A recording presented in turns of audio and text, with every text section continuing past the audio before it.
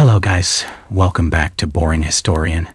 Tonight, we are leaving the familiar worlds of Europe behind and traveling down the long, shimmering ribbon of the Nile, back to a time of colossal pyramids and golden gods. We are here to explore the life of the pharaohs. Imagine yourself waking not to an alarm clock, but to the sound of priests chanting outside your chamber.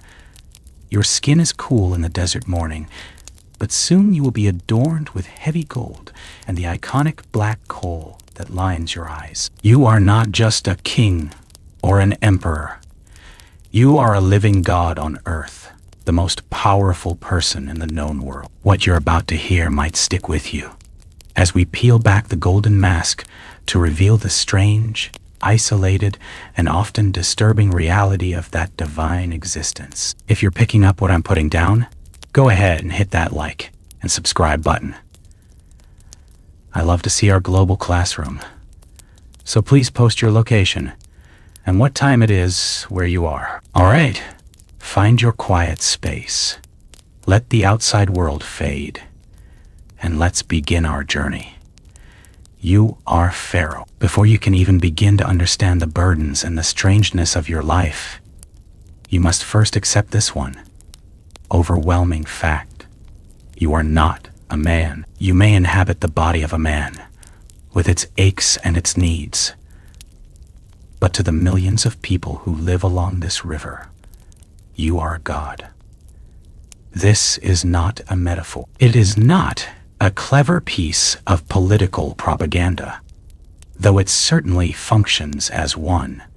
It is the absolute foundational truth of your entire civilization. You are the living embodiment of the great god Horus, the majestic falcon who soars between the earthly and heavenly realms. You are the direct physical son of Ra, the all-powerful sun god, the creator of the universe. Your flesh is his flesh, your bones are his bones. When your people look at you, they do not see a mere mortal ruler.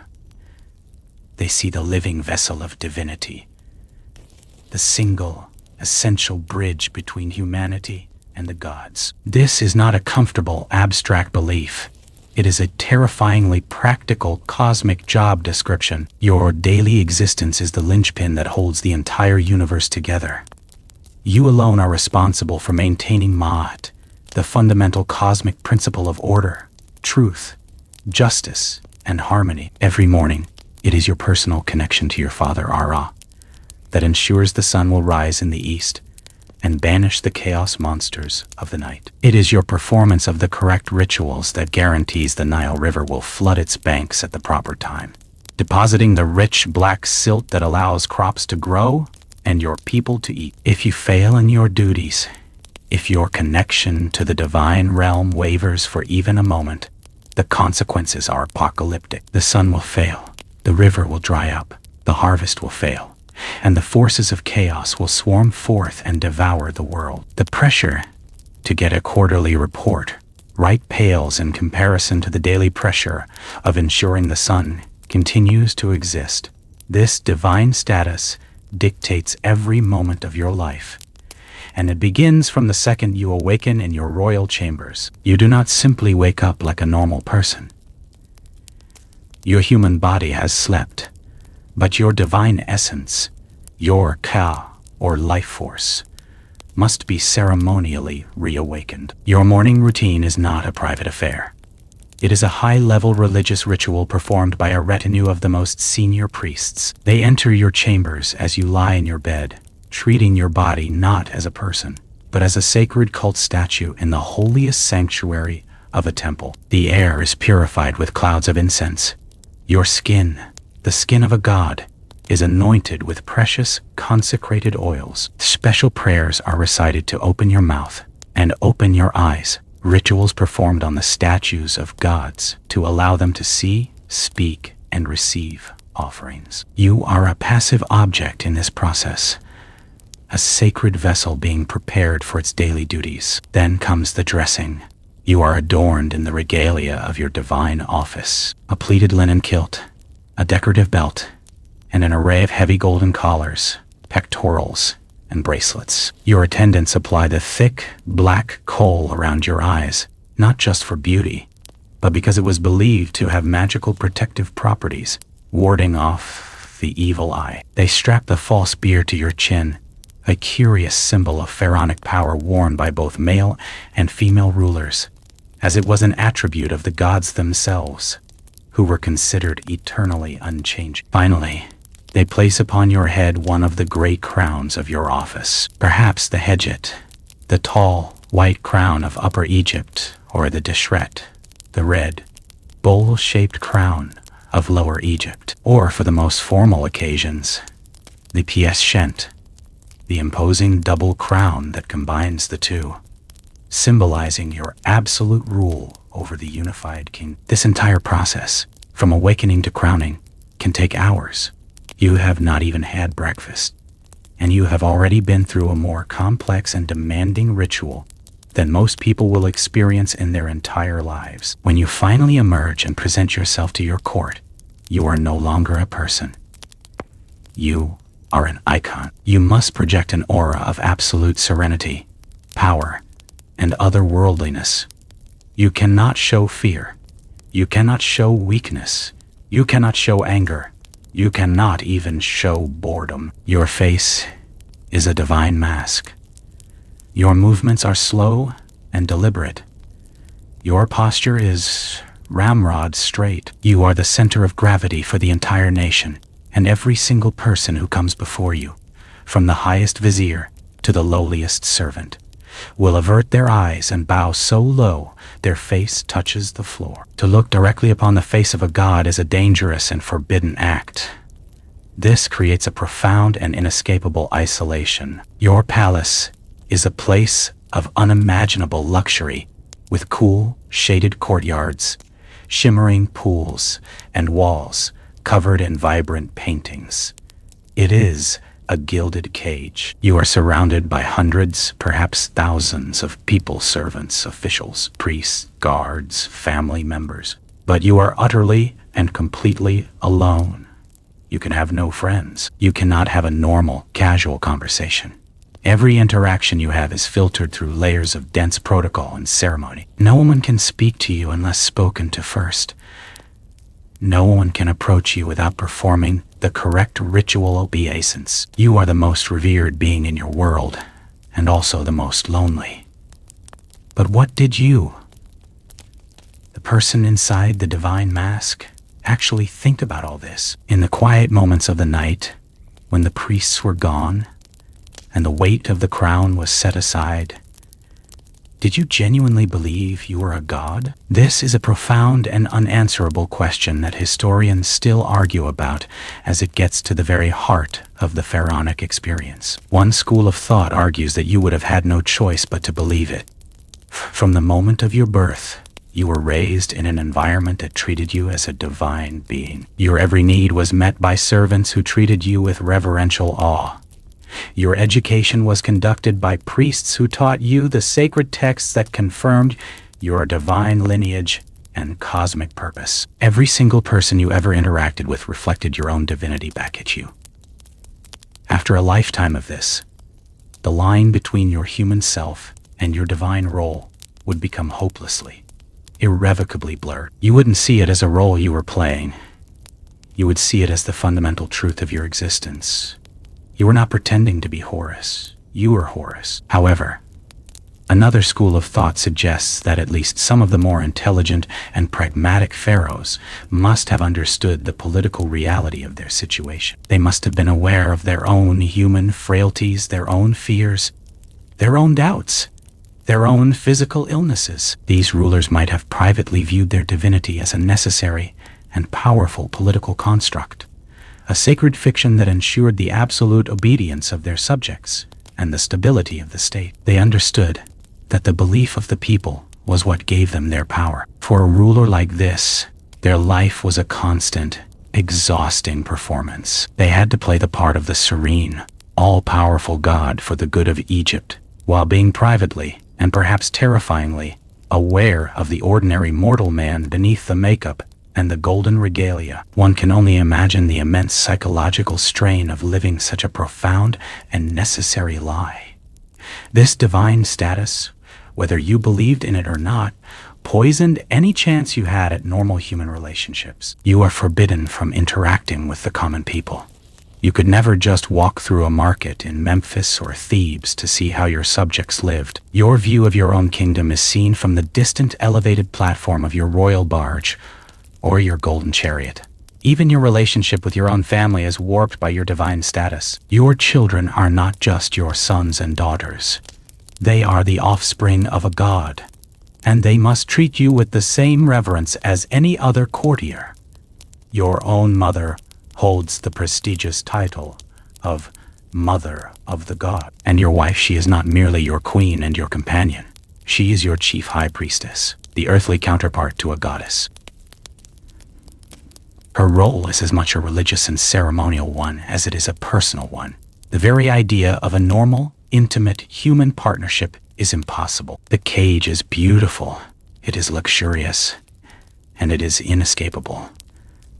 You sit upon your throne of cedar wood and gold, the crook and flail symbols of your roles as shepherd and judge of your peopling across your chest. The air before you is thick with the cloying sweetness of lotus blossoms and burning incense.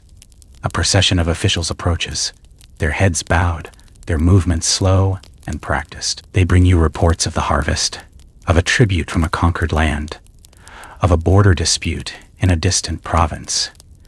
You must listen, you must judge, you must decide. You are the ultimate source of all law and all justice in the land. And you are also the one who must bear the blame. If the harvest is poor because the Nile flood was too low, it is your fault. Your rituals have failed. Your connection to the gods is weak. If a disease sweeps through a town, it is a sign that you have failed to maintain Ma'at. The health of the entire nation, of the entire cosmos, is your direct and personal responsibility. It is a burden of omnipotence, a weight that would crush any ordinary mortal. But you are not an ordinary mortal. You are Pharaoh, and this profound, suffocating, and divine isolation is the very foundation of your existence. It is the golden cage in which you will live and die. It is the first and perhaps the most disturbing reality of your life. And the next layer of this gilded, disturbing existence is found within the very heart of your own palace, in the relationships with your own family, and in the strange and dangerous nature of the royal blood that flows through your veins, a sacred bloodline that must be kept pure at any and all costs. This profound, crushing isolation is the foundation of your existence, a gilded cage that is just the first of many disturbing realities of your life. The next layer of this strange existence is found within your own family, in the very blood that flows through your veins, a sacred bloodline that must be kept pure at any and all costs. And the method for ensuring that purity is, to a modern mind, one of the most disturbing practices of all. You must marry your own sister. This is not a shocking transgression or a secret perversion. In your world, it is a sacred duty, a theological necessity, and a political masterstroke. The logic begins not with humans, but with the gods themselves. You look to the divine family for your model. The great creator god, Atum, brought forth the first divine couple, Shu and Tefnut, through his own power. Their children, Gibeb, the god of the earth, and Nut, the goddess of the sky, were brother and sister. And from their union came the most important divine siblings of all, Osiris, Isis, Set, and Nephthys. The central story of your religion revolves around the perfect marriage between the brother and sister, Osiris and Isis. They ruled the world together in a golden age, their union a model of divine harmony and power. It was only when their jealous brother, Set, murdered Osiris that chaos entered the world. Isis, the faithful sister wife, then resurrected her husband to conceive their son, Horus, the very god you now embody. Your entire theology is built upon a foundation of divine incest. So for you, the Pharaoh, to marry your sister is not a taboo. It is a sacred emulation. It is how you affirm your own divinity and ensure that the bloodline of the gods remains undiluted by mortal blood. And so, your principal wife, the woman who will hold the title of Hemet-Nesu-Eret, the great royal wife, is almost always your own full or half-sister. This is the woman you have known since birth, the girl you grew up alongside in the cloistered world of the royal palace. The normal, platonic bond of siblings is transformed into the complex political, religious, and personal relationship of marriage. Your wife is your sister. Your sister is your queen, and the child who will one day inherit your throne will be both your son and your nephew. A family reunion in the pharaonic court would be a genealogist's nightmare. The great royal wife is not just a passive consort. Her pure bloodline gives her immense power and religious significance. She holds a series of important titles in her own right, the most powerful of which was often the God's wife of Amun. This was not just an honorary name. It was a real and incredibly influential religious office, particularly in the New Kingdom. As the God's wife of Amun, your sister queen was the head of the powerful and fabulously wealthy priesthood of the state god Amun-Ra at Thebes. She controlled vast estates, managed a huge staff, and played a key role in the most important religious festivals. This meant that your marriage to your sister was not just about ensuring a pure-blooded heir. It was about consolidating religious and economic power under your immediate family's control. It prevented the high priesthood from becoming a rival power base by ensuring that its leader was also your wife. But was this all truly just about imitating the gods and fulfilling religious roles? Or was there a more cynical, pragmatic calculation at play? This is a point that historians still argue about. What was the primary motivation behind this long-standing tradition of royal incest? The argument for a purely religious motivation is strong. The Pharaoh's role, as you understand it, is a cosmic one. Your actions are meant to mirror those of the gods to maintain universal order, or Ma'at. Marrying your sister, as Osiris married Isis, is a fundamental part of that cosmic reenactment. It is a sacred imperative, and to do otherwise would be to risk upsetting the divine order. However, it is impossible to ignore that this practice was also a brilliant and ruthless political strategy. By marrying your sister, you neatly solve a number of political problems that plagued other royal houses.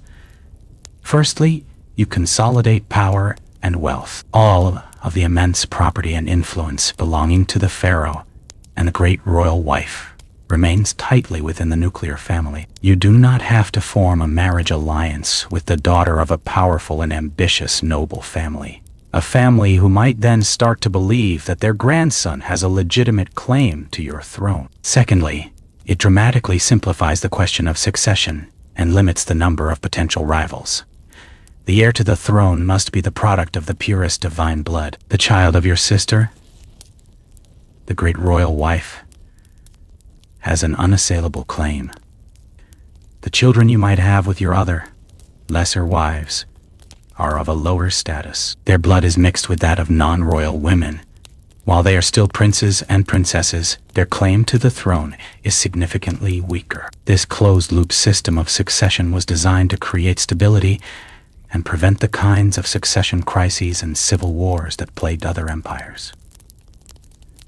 Most historians today agree that it was a potent combination of both factors. The divine myths of the gods provided the perfect religious and cultural justification for a practice that was also politically and economically extremely advantageous. You do, of course, have other wives. A pharaoh's harem could be a large and complex institution. You might have a number of secondary Egyptian wives, often the daughters of powerful priests or officials. Marriage is designed to secure the loyalty of important families. You would also have a harem of foreign wives. It was common practice to seal a diplomatic treaty with a rival power, like the Hittites in Anatolia or the kingdom of Mitanni in Mesopotamia. by marrying the foreign king's daughter. These princesses would arrive in Egypt with a huge dowry and a retinue of servants, and would live in luxurious seclusion in the palace. They were living symbols of your international power. But they were political pawns, and their children, while treated with respect, were almost never considered true heirs to the throne. The path to the double crown had to run through the pure, divine, and incestuous bloodline. For centuries, this system seemed to work. It maintained the dynasty, it consolidated power, and it reinforced the pharaoh's divine status. But it had a hidden, terrible cost. A cost that was written into the very blood you were so desperate to preserve. Generations of brother-sister and father-daughter marriage had a devastating genetic impact. The royal family's closed loop was not just keeping power in, it was keeping genetic diversity out. It was concentrating and amplifying every harmful recessive gene that existed within the family line. The tragic results of this are visible to us today, thanks to the miracles of modern science performed on the royal mummies. And the most famous case study is your own descendant, the boy king Tutankhamun. Through DNA analysis of his mummy and those of his relatives, we now know that his parents were almost certainly full siblings. The mummy known as the Younger Lady, found in the Valley of the Kings, has been identified as both his mother and his father, Akhenaten's sister. His mummy reveals a host of congenital afflictions. He had a severe cleft palate. He had a clubfoot, his left foot so badly deformed that he would have been unable to walk without the aid of one of the many walking canes that were buried with him in his tomb. He also suffered from Kohler's disease, a painful bone disorder that causes parts of the foot bone to die and crumble away. On top of this, his immune system was likely compromised.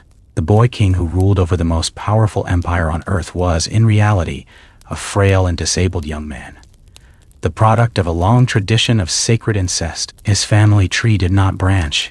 It was a tightly woven and ultimately fatal wreath.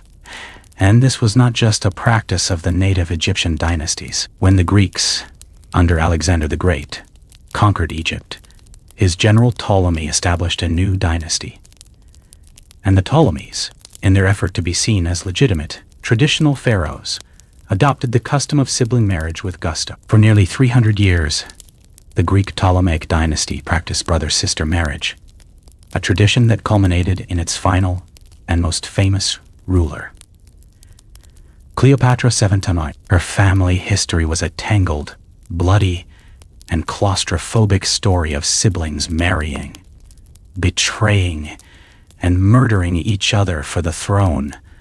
A soap opera made possible by this ancient pharaonic tradition. You look across the courtyard at your wife, who is also your sister, as she performs a ritual before a shrine. You look at your son and heir, who is also your nephew, being taught by his tutors. This is your family. This is your world.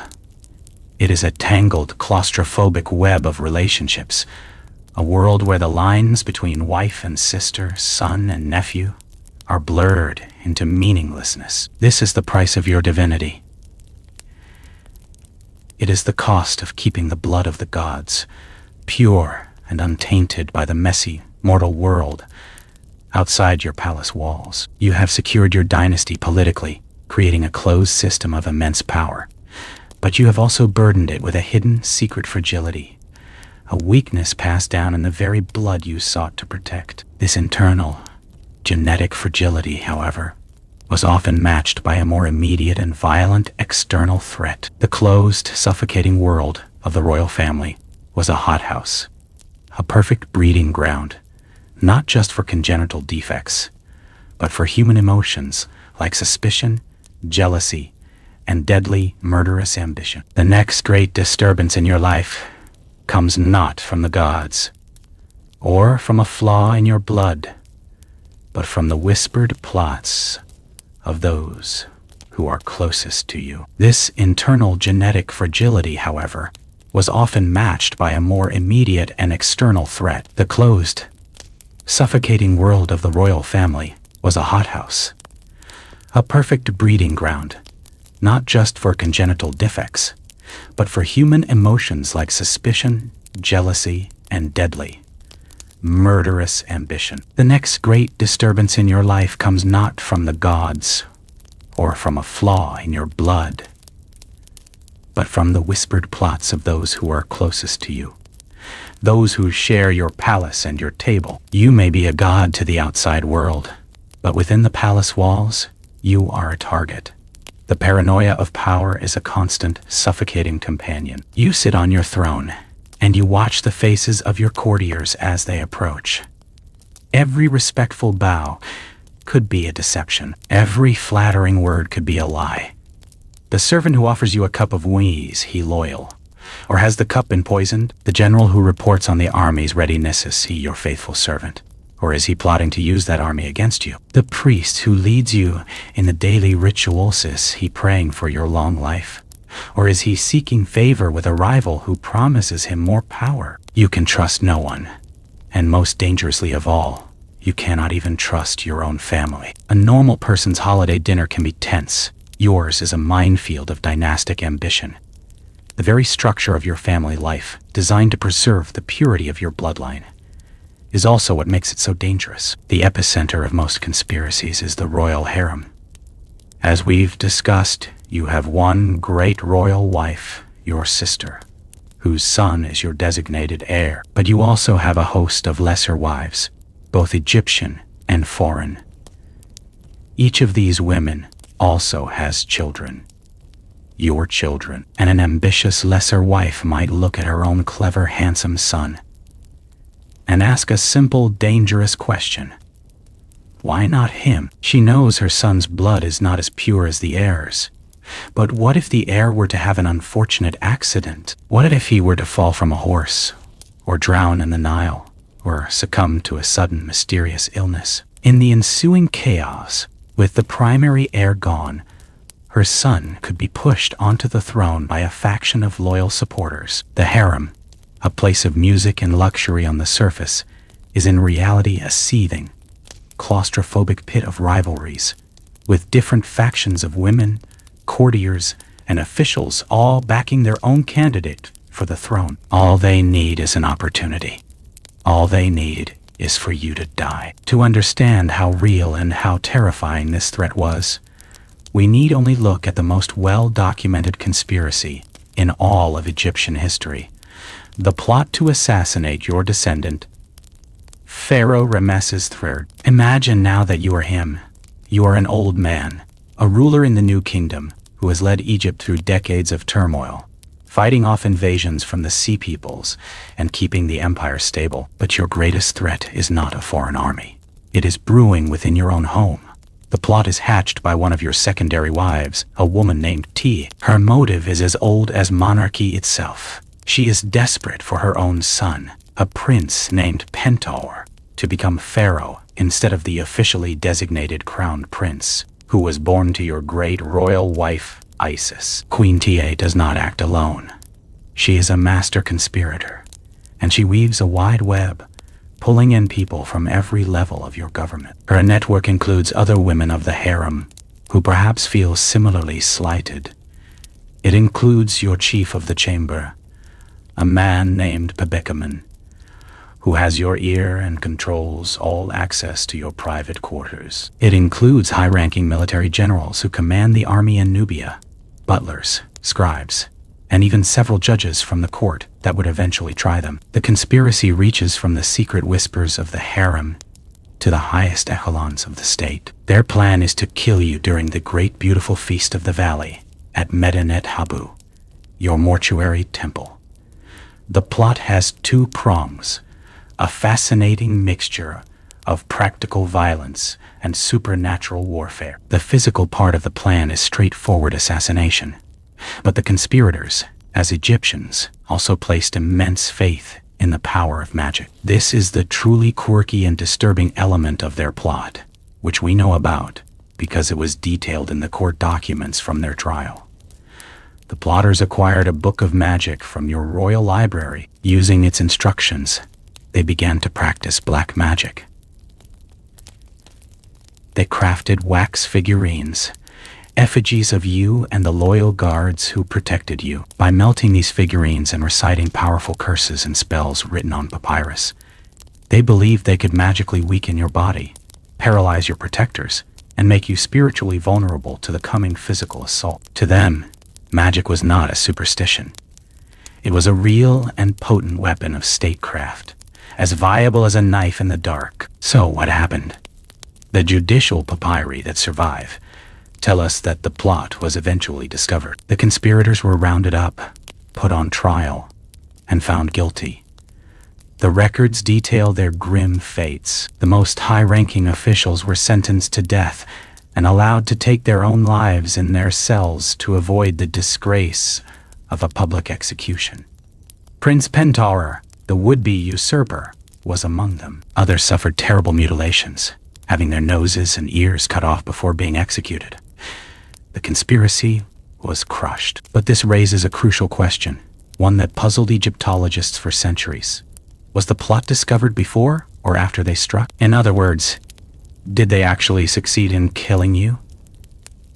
For over 1,000 years, the historical record was silent on this point, and your own mummy, when it was unwrapped in the 19th century, showed no obvious signs of violence. But this is where modern science steps in to solve an ancient murder mystery. Recent, non-invasive examinations of your mummy using CT scans have revealed what the thick, resin-soaked bandages of the embalmers had hidden for 3 millennia. Across your throat, deep and wide, is a massive slice wound. The cut is nearly 3 inches across and goes so deep that it would have severed your windpipe, esophagus, and all the major blood vessels. It was an injury that would have caused instant death. While a few scholars still hold out the possibility that this was damage caused by the embalmers or later by tomb robbers, the overwhelming consensus now is that this is the wound that killed you. The conspirators, led by your own wife, succeeded. They slit your throat. The trials and the executions were a cleanup operation, an act of justice carried out by your legitimate heir after your murder had already been accomplished. You, Ramesses III, a great and powerful pharaoh, were assassinated in your own palace by your own family. This was not an isolated incident. The fear of betrayal runs like a dark thread through the history of the pharaohs. A ruler from the Middle Kingdom, Amenemhat II, was also believed to have been murdered in a palace conspiracy. In a posthumous text written in his name, his ghost gives his son and successor a piece of chilling advice. Distrust a brother as a friend. Make for yourself no intimate fill, not your heart with a brother. No, not a friend when you sleep. Guard your heart yourself, for in the day of adversity, a man has no followers. It is a portrait of a life of absolute and necessary paranoia. Later, in the Ptolemaic dynasty, the Greek family that ruled Egypt as pharaohs, the tradition of incestuous marriage was matched by a tradition of familial murder. Sibling spouses routinely murdered each other to secure sole power. Cleopatra's own path to the throne was paved with the bodies of her siblings, whom she either defeated in civil war or had assassinated. The palace was a snake pit, and you slept with one eye open. So you live out your days in this state of constant heightened vigilance. Every meal you eat, every cup of wine you drink, has first been tasted by an official food taster, a man whose job it is to die for you if the dish is poisoned. Your personal bodyguards, your elite Medjay troops, are your constant shadows. But even they are not beyond suspicion. The plot against Ramesses III involved some of his own military commanders. Every scribe who brings you a document to be sealed, every priest who whispers a prayer in your ear, every official who bows before your throne, any one of them could be a conspirator, their minds filled with treason, while their faces show nothing but loyalty. But this constant psychological stress, this deep and abiding paranoia, becomes a defining feature of your daily existence.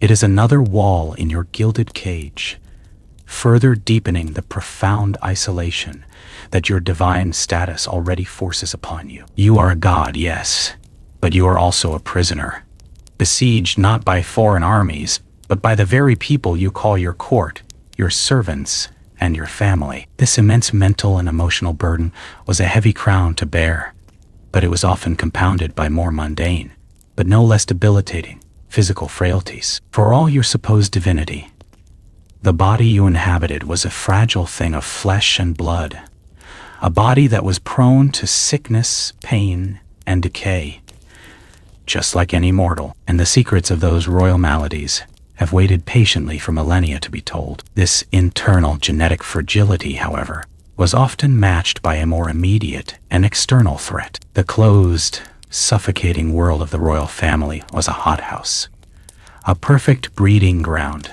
not just for congenital defects, but for human emotions like suspicion, jealousy, and deadly, murderous ambition. The next great disturbance in your life comes not from the gods, or from a flaw in your blood, but from the whispered plots of those who are closest to you. This constant psychological stress was a heavy burden, but it was often compounded by more mundane, but no less debilitating physical frailties. For all your supposed divinity, the body you inhabited was painfully, stubbornly mortal. The golden, idealized statues and serene tomb paintings present you to the world as a figure of eternal youth, health, and athletic perfection. You are shown with broad shoulders, a narrow waist, and powerful limbs, effortlessly smiting the enemies of Egypt or communing with the gods. This is the image of your divine self, the perfect vessel for the god Horus. The reality, however, was often one of chronic pain, debilitating disease, and inherited weakness. And we know this with startling intimacy because of the very practice that was meant to grant you eternal perfection. Mummification, your carefully preserved body, which you prepared for an eternity of divine health, has instead become a treasure trove of paleopathological data for modern scientists. With the help of CT scans, X-rays, DNA analysis, and chemical testing, we can unwrap the secrets of your health, and the story they tell is often a grim one. Let's start with your mouth. Your divine smile, seen from a distance, might seem powerful, but up close, it was likely a disaster. The most common and agonizing ailment to afflict you and your fellow pharaohs was dental disease. The problem, as we've explored before, was the bread. Even the fine white bread made for the royal table from the best flour was ground on stone querns. This process unavoidably contaminated the flour with fine particles of sand and grit. Over a lifetime of eating this gritty bread, your teeth were subjected to a constant abrasive sanding. The result was extreme dental attrition. The enamel, the hard, protective outer layer of your teeth, was worn away, exposing the softer dentin beneath. As you aged, your teeth would be ground down into flat, pitted stumps. This wearing away of the tooth exposed the sensitive inner pulp to the bacteria in your mouth, leading to rampant infections, excruciatingly painful abscesses, and eventual tooth loss. We can see the evidence clearly in the royal mummies. The great Pharaoh Amenhotep III, who presided over one of the most luxurious and prosperous periods in Egyptian history, had teeth that were worn down to the gums and riddled with abscesses. The constant, throbbing pain he must have endured in the final years of his life is difficult to imagine. It is hard to project an aura of serene divinity when your entire jaw is on fire. Beyond the agony in your mouth, there was often trouble in your heart. You might think of conditions like arteriosclerosis or the hardening of the arteries as a modern problem, a result of our fatty diets and sedentary lives. But CT scans of dozens of royal mummies have revealed that this was a major problem for the Egyptian elite. The arteries of many pharaohs and princesses, even those who died relatively young, are shown to be clogged with the same calcified plaques we see in patients today. The cause was their rich and indulgent diet. While the common people of Egypt lived on a simple diet of bread, beer, and vegetables, you, the pharaoh, lived on the fat of the land. Your diet was rich in fatty beef, roasted waterfowl like ducks and geese, and cakes and breads sweetened with copious amounts of honey and dates. This, combined with a lifestyle that, while ritually demanding, was not necessarily physically strenuous, led to the same cardiovascular problems we face now. The mummy of Pharaoh Merenptah, the son and successor of Ramesses the Great, who died in his 60s, shows evidence of severe system-wide arteriosclerosis. He may have been a living god, but his arteries were just as vulnerable as any mortals, and the assault on your body came from the inside as well. The very source of all life in your kingdom, the great river Nile, was also a breeding ground for a host of invisible tormentors. The slow-moving water of the irrigation canals, where so much of Egyptian life took place, was infested with tiny snails that carried the larvae of the schistosoma parasite. When you waded in the water, or even drank from it, these larvae could burrow into your skin and take up residence in your blood vessels. The resulting disease, schistosomiasis, is a chronic and debilitating condition that causes anemia, abdominal pain, and severe damage to the bladder and internal organs. It was likely endemic throughout the entire population, and you, the pharaoh, were not immune. Other parasites were ingested with your food. Scientific analysis of mummies has found evidence of trichinosis, a nasty infection caused by a roundworm found in undercooked pork. This is a fascinating discovery, because pork was often considered a ritually unclean food in ancient Egypt, associated with the chaotic god Set. Yet clearly, it was being eaten, at least sometimes, by the elite. Your divine body was also likely home to a host of other unwelcome guests, from tapeworms to guinea worms, a constant internal sapping of your strength and vitality. Compounding all of these environmental and dietary problems was the flawed genetic inheritance we have already discussed. Generations of brother-sister marriage had weakened the royal bloodline. Your divine body, far from being perfect, was likely a walking catalog of congenital defects. We see this most clearly in the famous case of Tutankhamun. The product of a direct sibling union, he was afflicted with a clubfoot, a cleft palate, and a rare bone disease. His very DNA was a testament to a tradition that prioritized ritual purity over biological reality. His immune system was likely compromised from birth, making him far more susceptible to the infections and parasites that were a part of daily life. The tragic story of Tutankhamun's short life and early death brings all of these threads together, and it has created one of the most enduring debates in Egyptology. What actually killed the boy king? What actually killed the boy king? For decades after the discovery of his tomb, the popular imagination was captured by romantic theories of murder and intrigue. But modern scientific investigation of his mummy has painted a far more complex and medically tragic picture. Though historians still argue about the precise sequence of events that led to his death, early X-rays of his mummy, taken in the 1960s, revealed a bone fragment inside his skull, leading to a long-standing theory that he was murdered by a blow to the back of the head. That same X-ray showed damage to his leg, which led to another theory, that he was involved in a high-speed chariot crash and died from an infection in the resulting wound. However, more recent and far more advanced CT scans and DNA testing have provided a new synthesis. The skull fragment is now believed to be the result of the embalming process, not a murderous blow. The DNA analysis revealed that Tutankhamun's system was riddled with the DNA of the malaria parasite fact, multiple strains of it, suggesting he suffered from numerous bouts of the disease, including a severe one shortly before his death. The scans also confirmed the severity of his congenital bone disease and his clubfoot, and they confirmed that he had suffered a severe compound fracture of his left leg not long before he died. The current leading theory combines all of these factors. It suggests that there was no single cause of death, instead a sickly young man, his body weakened by genetic defects and a compromised immune system, was suffering from a severe case of malaria. In this weakened state, he then suffered a bad break in his leg. The combination of the severe fracture and the raging malarial infection was simply too much for his frail body to overcome. The debate now is not about whether he was murdered, but about which of these factors was the final, fatal straw. Was it the infection from the broken leg? Or was it the malaria that finally pushed him over the edge? He was not killed by a human assassin, but by a perfect storm of his own fragile health. And so you sit on your golden throne, a god in the eyes of your people.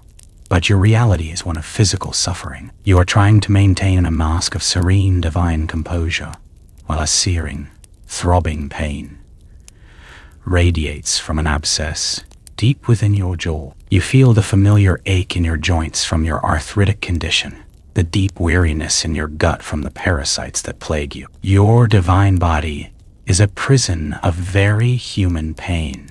The magnificent gold collars and the fine white linen robes are a costume, hiding a reality of chronic illness, genetic frailty, and ever-present discomfort.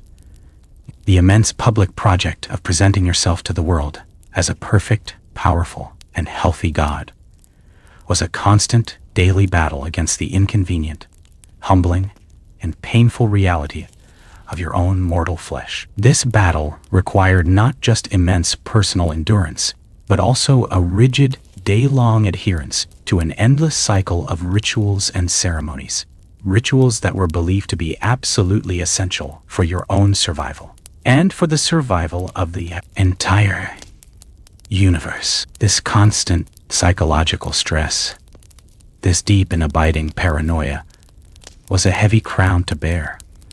But it was often compounded by more mundane, but no less debilitating, physical frailties. For all your supposed divinity, the body you inhabited was a fragile thing of flesh and blood, a body that was prone to sickness, pain, and decay, just like any mortal. And the immense project of presenting yourself as a perfect, powerful God was a daily battle against this inconvenient reality. This battle required not just immense personal endurance, but also a rigid, day-long adherence to an endless cycle of rituals and ceremonies, rituals that were believed to be absolutely essential for your own survival, and for the survival of the entire universe. Your life as Pharaoh is not one of leisured luxury and decadent relaxation, as one might imagine. It is a job, a demanding, relentless, and cosmically significant job. And your primary role is that of high priest, not just of one temple, but of all of them. You are the sole and essential intermediary between the human and divine realms. Therefore, you are the only person in all of Egypt who is truly qualified to lead the worship of every god in the vast and complex Egyptian pantheon. You are the chief priest of the great sun god, Ra, of Pa, the creator god of Memphis, of Thoth, the ibis-headed god of wisdom, of the fierce lioness goddess Sekhmet, and of hundreds of other local and state deities. Their temples dot the landscape from the Mediterranean coast down to the furthest reaches of Nubia, and you are the theoretical head of every single one. Of course, a practical problem immediately presents itself. You cannot physically be present in thousands of different temples every single day to perform the required rites. The solution is one of delegation. In every temple across the land, a local high priest, the Hem-Netcher or servant of the god, performs the daily rituals, but he does not do so in his own right. He is acting as your substitute, your stand-in. He is borrowing your authority to approach the god. The prayers he recites are spoken in your name. The offerings he makes are made on your behalf. The entire religious machinery of the nation is powered by your divine authority, and the thousands of priests across the land are merely your deputies, your cosmic middle managers. So what is this sacred duty, this daily temple ritual that you are, in theory, performing simultaneously in every town up and down the Nile? Let us imagine you are performing it yourself at the greatest of all temples, the sprawling complex of Karnak at Thebes. your day begins before dawn. You proceed down the great processional way, your path flanked by rows of imposing ram-headed sphinxes. At the entrance to the temple, you are ritually purified with libations of consecrated water, washing away any lingering trace of the mortal, mundane world. You then proceed into the temple proper, your journey taking you deeper and deeper into sacred space and further from the public world.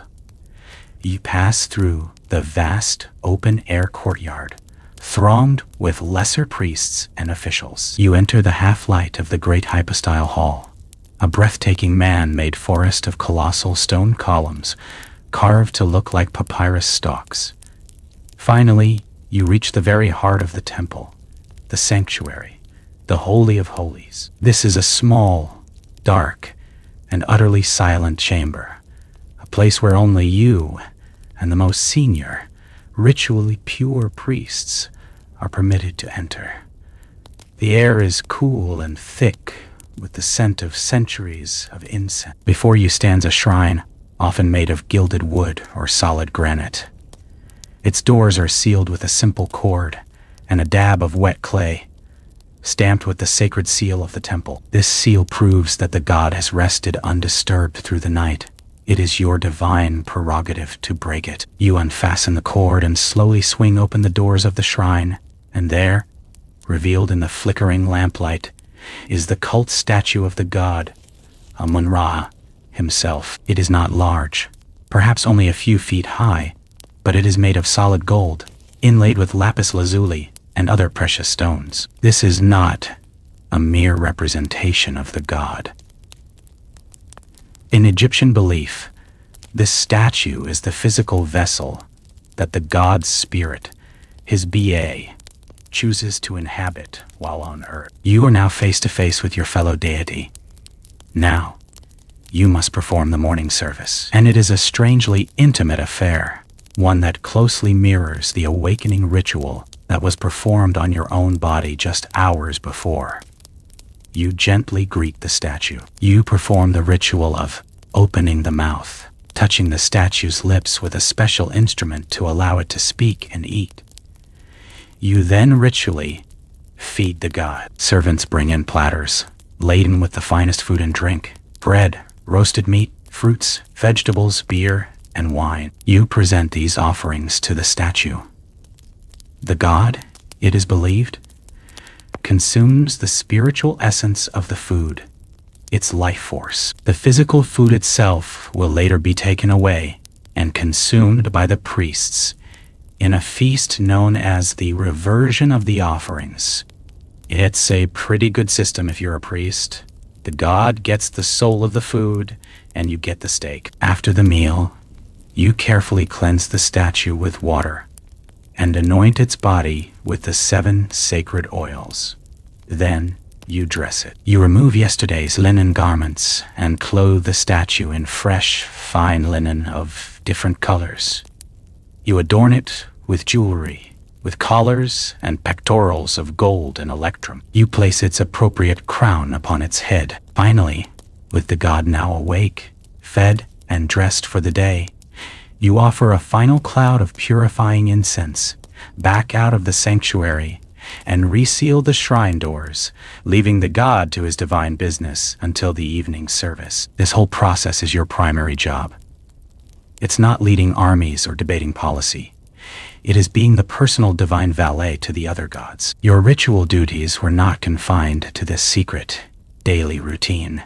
They also had a grand, public dimension in the form of massive religious festivals. The most important of these at Thebes was the beautiful Feast of Opet. During this festival, the cult statues of the Theban Trinitiamen, his consort Mut, and their son Consuer, taken from their sanctuaries at Karnak, placed within smaller, portable shrines, and loaded onto magnificent ceremonial barges. You, the pharaoh, would then lead a great procession, escorting these barges down the Nile to the temple at Luxor, about 2 miles away, for what was essentially a divine family reunion and a ritual rejuvenation of your own divine power. The entire population of Thebes would turn out for this event. The banks of the Nile would be crowded with people, all cheering, singing, and celebrating. It was a great national holiday, but how much did they actually get to see? This is a point that historians still argue about. Was this a truly public spectacle where the people could feel close to their gods? Or was it a carefully managed piece of theater that maintained a strict distance? The argument for it being a public event is strong. The sight of the great gilded barges on the river, the sound of the music, the sight of you in all your royal regalia, all of this was a powerful spectacle that connected the common people to the state religion. There was feasting and drinking and dancing for days.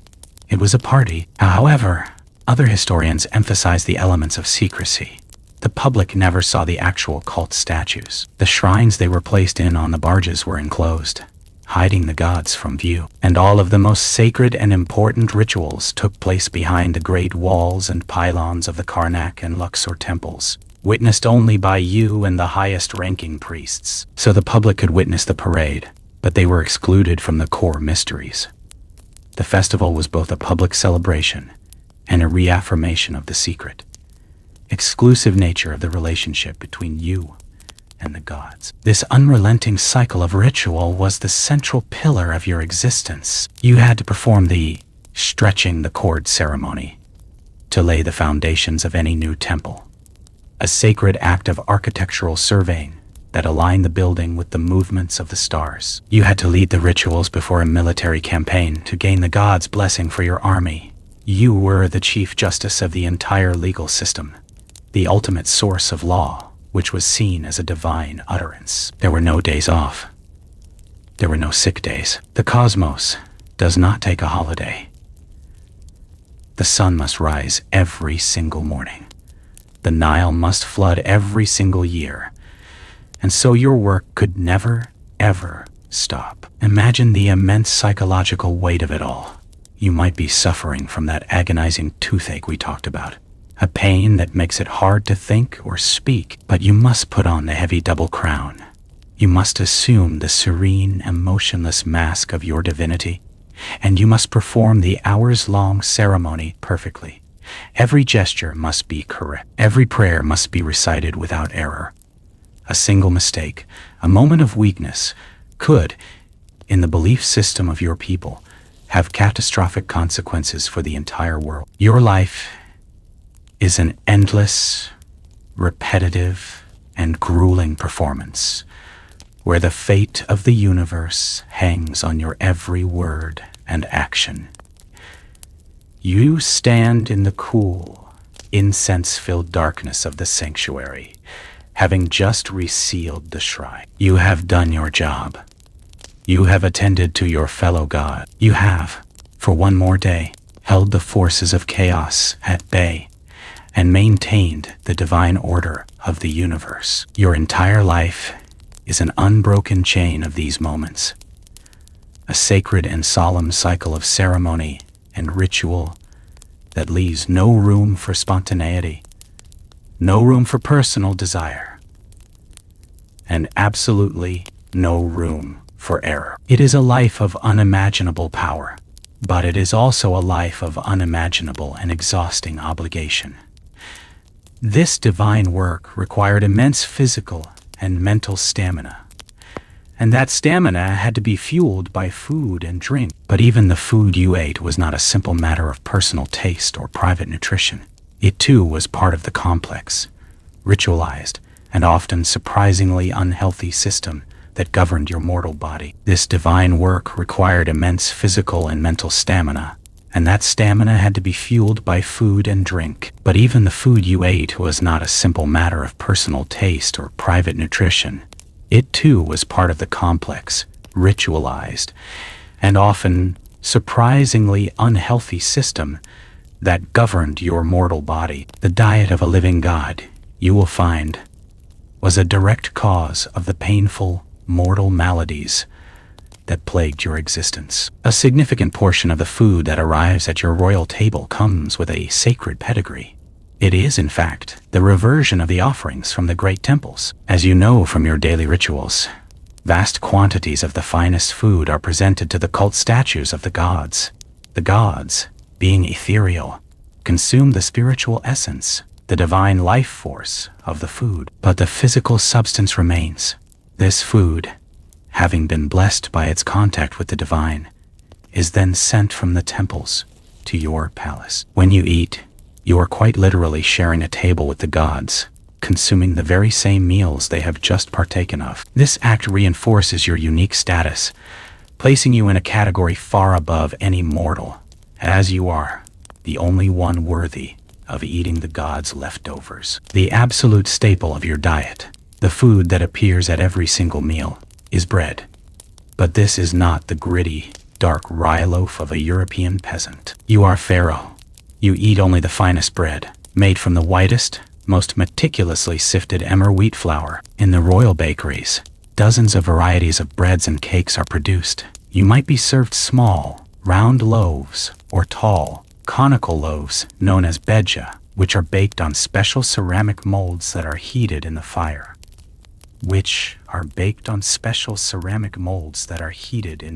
The bread arrives at your table warm, fragrant, and pleasing to the eye. It is the very symbol of purity and sustenance. It is also, unbeknownst to you, a relentless instrument of dental torture. Even with the most careful sifting, the flour is contaminated. The giant stone slabs used to grind the grain are constantly shedding tiny particles. The ever-present desert wind blows fine grains of sand into every corner of the bakery and into the flour itself. Every single bite you take of this supposedly pure white bread contains a fine, abrasive grit. As you chew, this grit acts like sandpaper, slowly and systematically grinding away the enamel of your teeth. We have seen the consequences. The teeth of the royal mummies are often worn down to flat, painful stumps. So while you enjoy what you believe to be the best bread in the world, you are, in reality, committing a slow, lifelong act of dental self-destruction. The very staff of your life is the source of the agonizing, constant pain in your jaw. To wash down your bread, you drink beer. Beer in your world is not a recreational beverage for the evening. It is a fundamental foodstuff, consumed by everyone from laborers to royalty. The beer brewed for your palace, however, is of a far superior quality to the commoner's brew. It is made from the best barley and wheat, and it is likely stronger and more flavorful. It is thick, nutritious, and cloudy, more like a thin, alcoholic porridge than the clear, filtered beer of the modern world. It is a major source of calories in your diet, and along with the bread, it forms the carbo-loaded foundation of every meal. The main course at the royal table is almost always meat. While your subjects might taste meat only a few times a year, you feast on it daily. The most prized meat is beef. Great herds of cattle are raised on the estates belonging to the palace and the temples, and you are served the choicest cuts. You dine on roasted legs of beef, boiled ribs, and tenderloin. But even more common than beef is waterfowl. The marshes of the Nile teem with life, and your table is laden with roasted ducks, geese, swans, and pigeons, their skins cooked to a crispy, fatty perfection. This diet, rich in red meat and animal fats, would be the envy of every commoner in your kingdom. It is also a direct route to the diseases of excess that we associate with the modern world. As we have seen, the mummies of the pharaohs are a testament to the dangers of this diet. They are riddled with evidence of arteriosclerosis, the hardening of the arteries. While you feast on fatty roasted goose, a symbol of your wealth and power, the cholesterol is silently, steadily building up in your arteries, constricting the flow of your divine blood and setting the stage for an eventual heart attack or stroke. The very food that demonstrates your elite status is slowly poisoning you from the inside. But what about pork? The pig held a very strange and ambiguous position in ancient Egypt. It was associated with the chaotic and violent god Set, the murderer of Osiris. Because of this, some religious texts and traditions considered the pig to be a ritually unclean and abominable creature. So, would you, the living Horus, the divine enemy of Set, ever consume the flesh of his sacred animal? This is a question historians still argue about. Was pork a strict taboo for the pharaoh, Or was it a religious rule that was conveniently ignored behind palace doors? The evidence is contradictory. Some records suggest a strong prohibition, yet archaeological digs at palace sites and workers' villages have uncovered vast quantities of pig bones, indicating that it was a major food source for at least some segments of the population. And the most compelling evidence comes from the royal mummies themselves. As we've noted, some have been found to be infected with the Trichinella parasite, which can only be contracted by eating undercooked pork. The presence of this parasite is a smoking gun, proving that pork was, in fact, on the menu at the royal court. The debate now centers on the context. Perhaps it was eaten only during specific festivals, or maybe the religious taboo was more of a theoretical concept that gave way to the practical reality that pork was a cheap and readily available source of fatty meat. Your diet is not all unhealthy, of course. Your table also features a wide variety of vegetables. You eat copious amounts of onions, garlic, and leeks, which were staples of the Egyptian diet. You enjoy lettuce, cucumbers, radishes, and a wide array of beans and lentils like chickpeas. These are healthy, but they are often served alongside the richer main dishes. And then there is the sweet course. Your craving for sweetness is satisfied not by refined sugar, but by the natural sugars found in fruit and honey.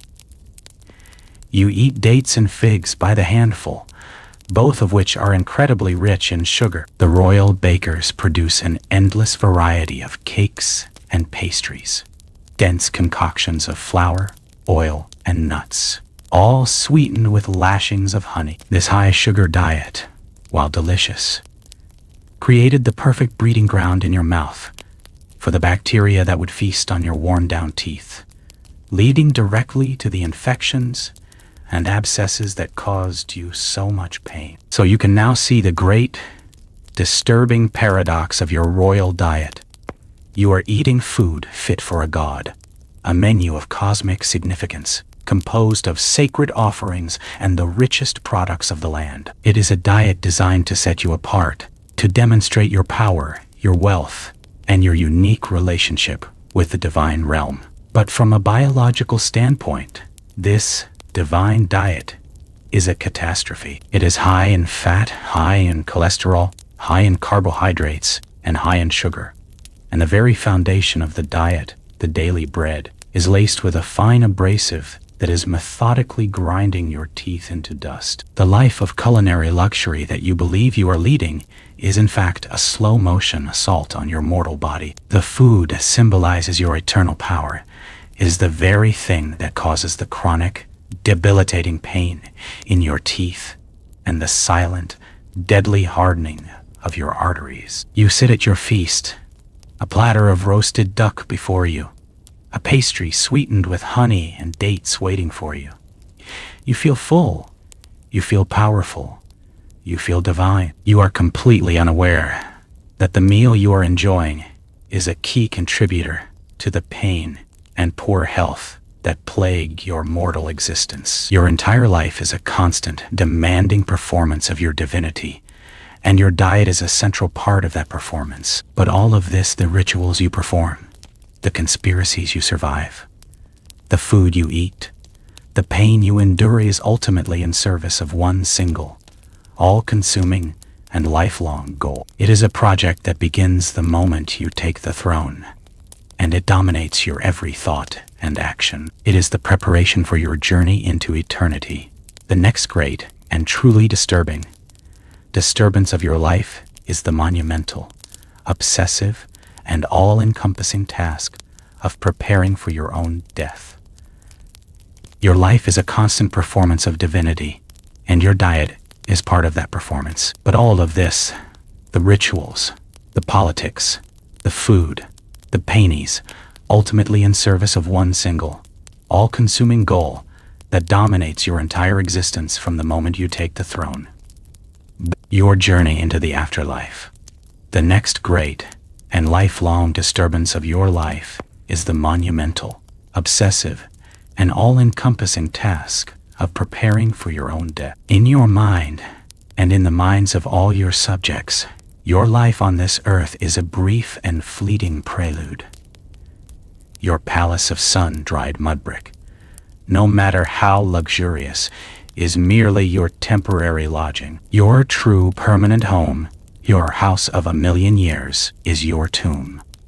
It is therefore perfectly logical to you to expend 100 times more resources, manpower, and wealth on your house for eternity than on any home for your mortal life. From the very first day of your reign, the preparations for your death begin. It is the most important state project you will ever undertake. In the early days of your civilization, during the Old Kingdom, the form of this eternal house was the pyramid. You can trace its evolution. It began with your ancestors being buried in simple, flat-topped rectangular structures called mastabas. Then, a brilliant architect named Imhotep, serving your predecessor King Djoser, had a revolutionary idea. He decided to stack 6 mastabas of decreasing size on top of one another, creating the first great stone monument on Earth, the Step Pyramid at Saqqara. This was the architectural ancestor, the blueprint for what was to come. A few generations later, your 4th dynasty ancestors perfected this form, creating the iconic, smooth-sided true pyramids, the ones that still haunt the modern imagination at Giza. You look upon the great pyramid of your ancestor, Khufu, and you understand it not as a tomb, but as a resurrection machine. It is a colossal, perfectly engineered ramp to the heavens, its sides aligned with immense precision to the cardinal points, its apex pointing directly towards the eternal, never-setting circumpolar stars, where your divine soul will dwell. But who actually built these mountains of stone?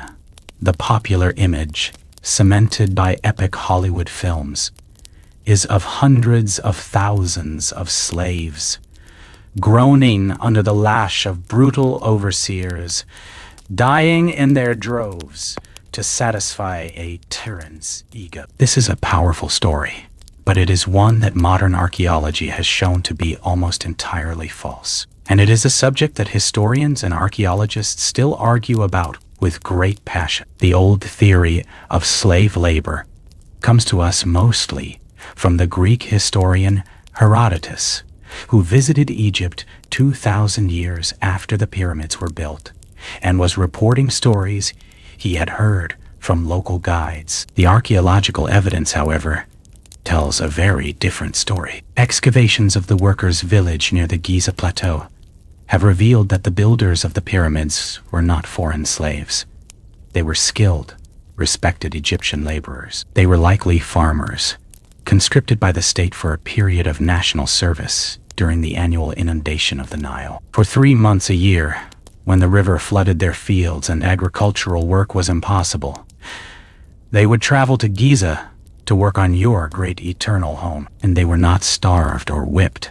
The remains of their village show that they were housed in organized barracks. The sheer volume of animal bones found there proves they were fed a diet rich in protein, including beef, mutton, and fish, a far better diet than they would have eaten at home. They had access to medical care, as evidenced by skeletons with healed bone fractures. They were organized into efficient crews with team names like the Drunkards of Menkaure or the Friends of Khufu. They were paid, not in coin, but in rations of bread, beer, and other goods. Far from being a miserable slave army, they were a well-organized, well-fed, and respected workforce, engaged in what they believed to be a sacred national project to ensure the immortality of their god, and by extension, the stability of the entirety of their god, Cosmos. But as you, a pharaoh of the later New Kingdom, look back at those magnificent pyramids, you see them not just as triumphs, but as failures. They are the biggest, most obvious, and most irresistible invitations to tomb robbers in the entire world. Despite their complex internal passages and hidden chambers, nearly all of them were plundered within a few centuries of their completion. So, you and your immediate ancestors have devised a new strategy, based not on overwhelming scale, but on stealth and concealment. You have abandoned the pyramid fields near your capital and have chosen a new royal cemetery, a place hidden away in the desolate, sun-blasted mountains of the Theban necropolis. This remote, rocky valley, known today as the Valley of the Kings, is where you will cut your eternal home, deep into the living rock, hopefully safe from the prying eyes of thieves. The construction of your hidden tomb is entrusted to a very special and unique community of craftsmen. On the western bank of the Nile, not far from the Valley of the Kings, lies a purpose-built village called Deir el-Medina. This is the home of the Pa Demi, the men of the place of truth. This is the isolated, self-contained community of the hereditary tomb builders. For generations, the families in this village have possessed the unique and secret skills required to hew and decorate your tomb. They are the finest stonemasons, plasterers, draftsmen, sculptors, and painters in all of Egypt. Life in this village is unlike anywhere else in your kingdom. The men are paid directly by your state treasury, and they are paid well, in rations of grain, fish, beer, and other goods. Because of their specialized work, an unusually high proportion of them are literate. They can read and write hieroglyphs, and because of this, they have left behind an astonishingly intimate record of their daily lives. On thousands of limestone flakes and broken pieces of pottery, known as ostraka, they scribbled their personal notes. They wrote love poems. They filed complaints about their rations being late. They recorded work logs detailing how many cubits of stone were cut on a particular day. They wrote gossipy letters to each other. One famous ostrakon is simply a note from a worker explaining his absence from the tomb that day. I was brewing beer. These ostraka give us an unprecedented, unfiltered glimpse into the lives of the highly skilled artisans who spent their entire careers building your house of eternity. It's like finding the personal text messages of the men who built the pyramids. As these men work deep inside the mountain, your tomb is not just a hollow tunnel. It is being transformed into a sacred machine for your rebirth. As the stonemasons cut the long corridors and chambers, the plasterers follow, creating a smooth white surface. Then come the draftsmen, who lay out the intricate scenes and hieroglyphs in red ink. Finally, the painters fill in the designs with vibrant colors made from ground minerals. The art that covers every square inch of your tomb walls is not decorative. It is functional. These are not scenes from your earthly life, celebrating your great battles or hunting exploits. These are magical texts, spells, and maps. The walls are covered with long passages from sacred compositions like the Book of the Dead, the Amduat, or the Book of Gates. These texts provide you with the essential passwords, spells, and knowledge you will need to navigate the perilous journey through the underworld. The paintings depict this journey, your soul traveling on the solar bark with Ra, your encounters with the fearsome guardians of the 12 gates of the night, and your final judgment before the great god Osiris. Your tomb is the most expensive and elaborate instruction manual ever created, a divine cheat sheet to guarantee your successful passage into the afterlife. This entire project is the central focus of your reign. It is a massive state enterprise consuming an enormous portion of your kingdom's wealth and resources. Thousands of laborers are needed to quarry the stone, to cut the corridors, and to decorate the chambers. A vast bureaucracy of scribes and officials manages the logistics, the payroll, and the supply chain. The work begins on the first day you take the throne and continues for every single day of your reign. The length of your rule directly determines the size and magnificence of your eternal home. A long-reigning pharaoh like Ramesses the Great could command the creation of a vast, sprawling tomb. A pharaoh who died unexpectedly young, like your descendant Tutankhamun, had to be buried in a small, hastily finished tomb that was likely intended for a nobleman, because his own grand tomb, the one he had started as a boy, was nowhere near completion. You stand at the entrance to your own tomb in progress, breathing in the cool, dusty air from the mountain. You watch a team of artists, their lamps flickering, as they meticulously paint a depiction of the goddess Isis on the far wall, a spell of protection for your journey. This entire vast and costly undertaking, the quarrying of the rock, the digging of the great corridors, the intricate painting of the magic spells, and the amassing of the golden treasures that will soon fill Itis, the central and most important project of your entire life. Your time on earth as a living god is merely a brief, temporary, and often painful prelude to the glorious and eternal life you will soon enjoy in this magnificent, hidden, and perfect house. But before your divine spirit can begin that great journey, your mortal body, that frail vessel of pain and disease that you have inhabited for your entire life, must undergo one final disturbing and profoundly invasive transformation at the hands of the royal embalmers. But before your divine spirit can begin that great journey, your mortal body, that frail vessel of pain and disease that you have inhabited for your entire life, must undergo one final, disturbing and profoundly invasive transformation at the hands of the royal embalmers. You have died. Your reign on earth is over, but your existence is far from finished. Your soul now hovers, observing, as your earthly shell is prepared for eternity, a process that is as much a sacred act of creation as it is a gruesome act of butchery.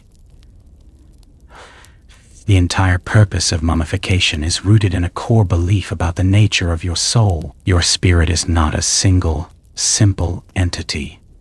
It is a complex collection of different parts, the two most important being your ka and your ba. The ka is your life force, a kind of spiritual double that is created at your birth and continues to live within your tomb after your death, requiring sustenance from offerings. The Ba is your individual personality, your unique essence, often depicted as a bird with a human head. The Ba has the freedom to leave the tomb and travel through the world of the living during the day, but every single night, for your soul to be revitalized and for you to live forever in the afterlife, your Ba must return to the tomb and be reunited with your physical body, your cat. If your body were to decay and disappear, your Ba would become a lost, homeless, and tormented spirit, and your chance at eternal life would be extinguished. Therefore, the preservation of your physical form is not a sentimental act. It is an absolute necessity for your continued cosmic existence. Your earthly vessel is taken from the palace, across the Nile to the West Bank, the land of the dead. Here, in a special workshop near your tomb known as the Wabit, or pure place, the sacred and grisly work begins. The men who perform this task are not ordinary butchers. They are highly specialized priests, steeped in ritual knowledge and anatomical craft. The chief embalmer often wears the terrifying mask of Anubis, the jackal-headed god who presides over mummification, acting as a divine stand-in for the god himself. The first step is the evisceration. Your body is laid out on a slanted table. The priest makes a long, deep incision down the left side of your abdomen. He then reaches into your body cavity and one by one removes your internal organs. He pulls out your stomach, your liver, your lungs, and your intestines. These organs are soft and full of moisture, and would be the first parts of your body to decay. But they are also considered vital for your existence in the afterlife, so they are preserved separately. Each organ is washed in palm wine, dried out with the same salt we will soon see used on your body, and then wrapped in linen. Finally, each organ is placed for safekeeping into its own special container, one of the 4 canopic jars. Each jar has a lid carved in the shape of one of the 4 sons of Horus, the divine guardians of the viscera. Imsiti with his human head guards your liver, Hapi with his baboon head guards your lungs, Duamutef with his jackal head guards your stomach, and Kubianuef with his falcon head guards your intestines. But one organ is deliberately, carefully left inside your chest. Your heart. To the Egyptians, the heart, or IB, was not just a pump for blood. It was the seat of all intelligence, emotion, memory, and conscience.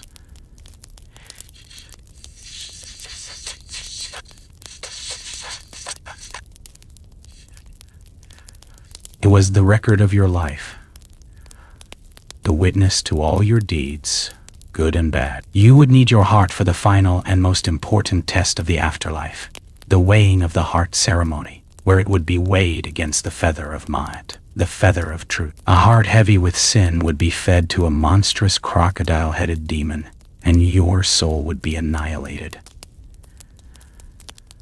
A heart that balanced with the feather would grant you passage into the eternal paradise of the field of reeds. The heart was your ticket to the afterlife, and so it remained. However, in a few rare instances, the mummies of royals have been found with the heart removed. Historians still argue about why this might have happened. Was it a catastrophic mistake by a clumsy embalmer? A blunder that doomed his pharaoh for all eternity? Was it a deliberate, posthumous act of punishment, perhaps ordered by a rival successor, to ensure that the deceased king could never pass his final judgment? Or was it, perhaps, part of some other unknown ritual, where the physical heart was replaced by a carved stone scarab beetle, an amulet inscribed with a spell from the Book of the Dead, designed to magically prevent the heart from testifying against the heart from testifying against you during the judgment? We may never know for sure. With the abdominal organs removed, the embalmers turn their attention to your head, and here they face a problem. Your brain, locked inside your thick skull, will also decay, but the Egyptians did not consider the brain to be an important organ. All thought, personality, and emotion, they believed, resided in the heart. The brain was considered little more than useless cranial stuffing, something that needed to be disposed of. But how to get it out without smashing your sacred face and head? The solution they devised is one of the most gruesome and distinctive procedures in all of medical history. A long iron hook, or sometimes a bronze rod, is taken by the embalmer. He inserts the sharp end into one of your nostrils, pushing it upwards. With a sharp tap from a small mallet, he breaks through the thin ethmoid bone at the back of your nasal cavity, gaining direct access to your cranial vault. He then begins to push the hook up into your brain tissue, thrashing it back and forth with the motion of a modern kitchen whisk. The goal is to pummel your brain into a semi-liquid state. Once this is accomplished, your head is tilted forward, and the liquefied brain tissue simply pours out through your nostrils into a bowl. Any stubborn remaining pieces are pulled out with the hook. This cerebral slurry is then unceremoniously thrown away. There is no canopic jar for the brain. It was considered utterly worthless. This mind-numbing procedure is a stark reminder of how different their understanding of the body was from our own. Your body is now an empty, hollowed-out shell. The priests thoroughly wash the body cavity with palm wine, which has antiseptic properties, and then with an infusion of spices. To aid the drying process, your torso is temporarily packed with linen bags containing natron, the salt that will be your preservative. Now the crucial stage begins. Your entire body is placed on a slanted bed and completely covered by a massive mound of natron, a naturally occurring mixture of sodium carbonate and sodium bicarbonate harvested from the dry lake beds of the desert. It is a powerful desiccant. For the next 40 days, your body lies buried in this salt. The natron aggressively draws every last drop of moisture out of your skin, your muscles, and your bones. It is this process that prevents bacterial decay and truly preserves your flesh for eternity. When your body is finally removed from the natron bed, it is almost unrecognizable. It is a shrunken, stiff, and leathery husk, its skin dark and dry. The 40 days of waiting are over, and now the final elaborate process of wrapping can begin. This is a meticulous, highly ritualized procedure that can take another 15 to 30 days to complete. First, The temporary packing is removed from your body cavity, which is then permanently filled with materials like sawdust, linen, and resin to restore a more lifelike shape and fullness. Your sunken cheeks might be padded out. Small onions or painted linen pads are sometimes placed over your eyes to prevent them from collapsing under the pressure of the bandages. Your body is then anointed one last time with fragrant oils. Then, the wrapping starts. It is an incredibly complex process, involving hundreds of yards of the finest linen, torn into strips of various widths. Each finger and each toe is wrapped individually before the hands and feet are wrapped as a whole. Then the limbs, and finally, the torso and head.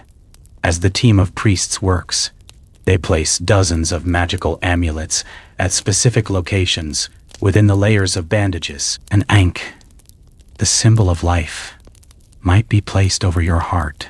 A jed pillar, the symbol of stability, might be placed on your spine. A scarab beetle, the symbol of rebirth, would also be included.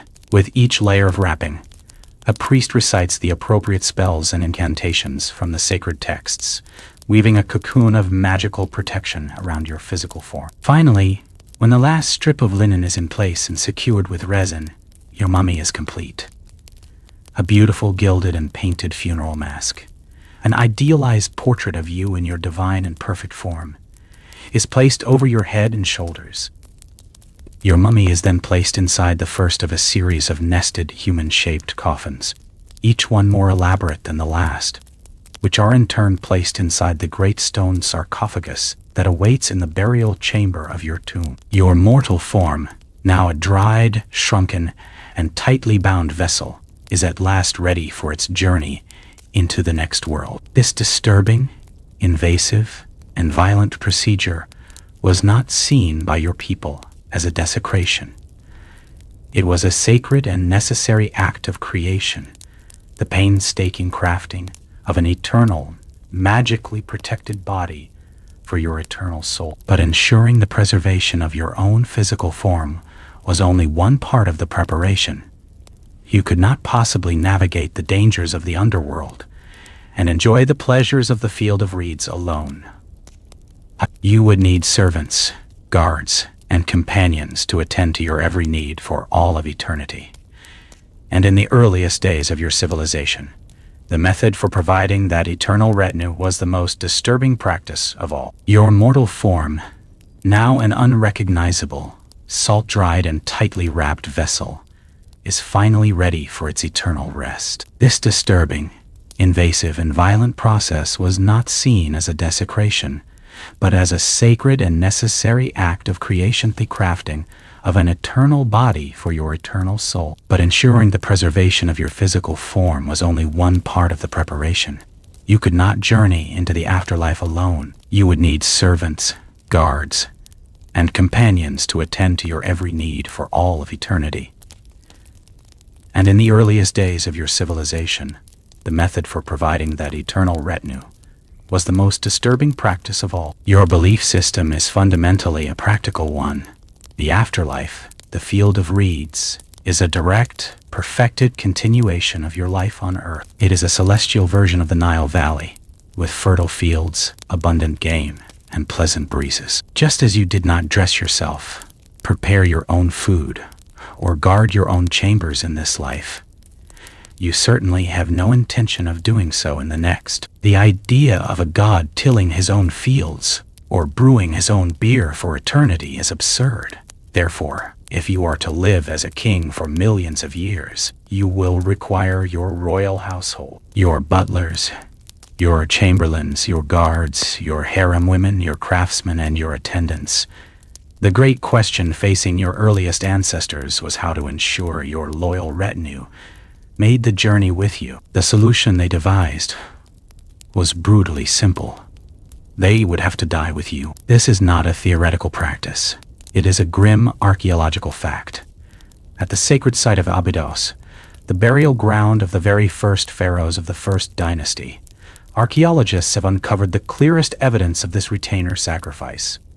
D.C.E. Surrounding the massive mud brick funerary enclosures of early kings like Aha Jer, and Jet. They have found hundreds of small, simple subsidiary graves arranged in neat, orderly rows. And inside these graves are the skeletons of the men and women who comprised the royal court. The scale of this practice is staggering.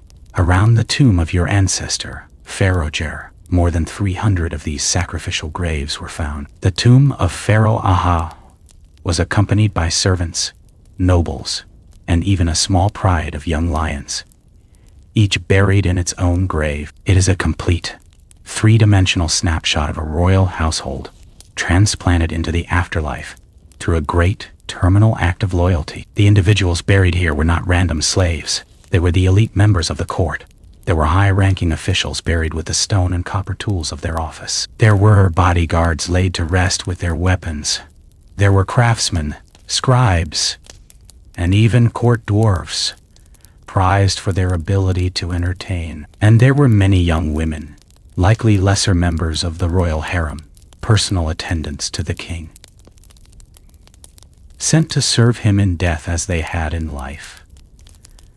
But how exactly did these hundreds of people die? Were they rounded up and violently slaughtered at the graveside?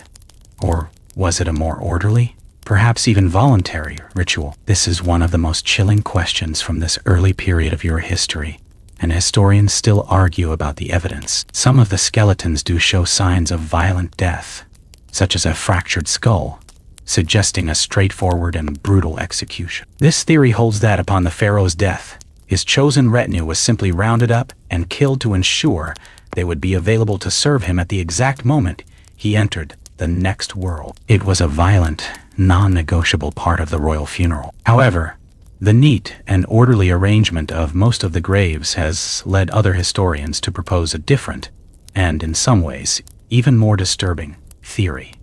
They suggest that this was a mass ritual suicide. In this scenario, the chosen members of the court would have gathered at the funeral, and as part of the great ceremony, they would have willingly and calmly drunk a cup of poison. They would have died together, in an orderly fashion, before being placed in their graves. In the context of their belief system, this act was not a tragedy. It was the single greatest honor of their lives. For a courtier, the afterlife was uncertain. They would have to face the terrifying judgment of Osiris on their own. But by dying with you, their living god, they were guaranteed to bypass that perilous judgment. They were tying their eternal fate to yours, ensuring themselves a prime position in the perfect paradise of the field of reeds, forever in the glorious service of their divine master. It's the ultimate expression of corporate loyalty, a team-building exercise with a truly permanent outcome. Whatever the method, this practice of retainer sacrifice was incredibly wasteful. Every time a pharaoh died, hundreds of the most important, skilled, and loyal people in the entire kingdom were eliminated. As the Egyptian state grew larger, more complex, and more bureaucratic, this kind of brain drain became unsustainable. A theological or philosophical shift may have also occurred. Perhaps the idea of forcing people into the afterlife, or even allowing them to choose it, came to be seen as a violation of Ma'at, the sacred cosmic order. For whatever reason, by the time your ancestors of the Old Kingdom began to build the Great Pyramids, the practice of retainer sacrifice had stopped completely. But the need for servants in the afterlife had not gone away. So your people devised a new, more efficient, and far less bloody solution. A solution based not on literal bodies, but on magic. In the tombs of the Old Kingdom nobles, you see the walls covered with vibrant, busy scenes of daily life. But in your royal pyramid, a different solution emerges. Your tomb is filled not with bodies, but with hundreds of small, beautifully carved and painted stone statues of servants. There are statues of brewers making beer, bakers kneading dough, butchers slaughtering oxen, and women grinding grain. The belief was that through the recitation of the correct spells, these inanimate statues would magically come to life in the next world, becoming a tireless, immortal workforce that would serve your every need for all eternity. By the time of your reign in the new kingdom, this magical technology has been perfected and miniaturized in the form of the Shabti doll. These are small, mummiform figurines, often made of faience or stone, that are placed in your tomb by the hundreds. Each Shabti is inscribed with a spell from Chapter 6 of the Book of the Dead. This spell is a direct magical command. It instructs the Shabti that if you, the deceased pharaoh, are ever called upon to perform manual labor in the afterlife to plow the fields, to irrigate the canals, or to move sand, the Shabti must answer for you, saying, "Here I am." The ideal was to be buried with a full complement of 401 Shabtis, one worker for each day of the Egyptian year, plus 36 overseers, each one responsible for a team of 10 workers. You are not just bringing servants. You are bringing an entire magically animated workforce, complete with a hierarchical management structure. So, while the brutally literal practice of retainer sacrifice has faded into the mists of your deep past, the underlying idea has never changed.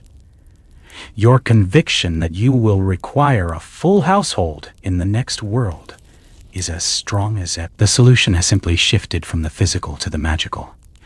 You no longer have to kill your entire court to ensure their loyalty in the afterlife, but you will still meticulously prepare. Your tomb will be filled with the finest furniture, the most beautiful clothing, chests of precious jewelry, your war chariots, your favorite board games, and of course, your silent, waiting army of Shabti dolls. You are still taking it all with you.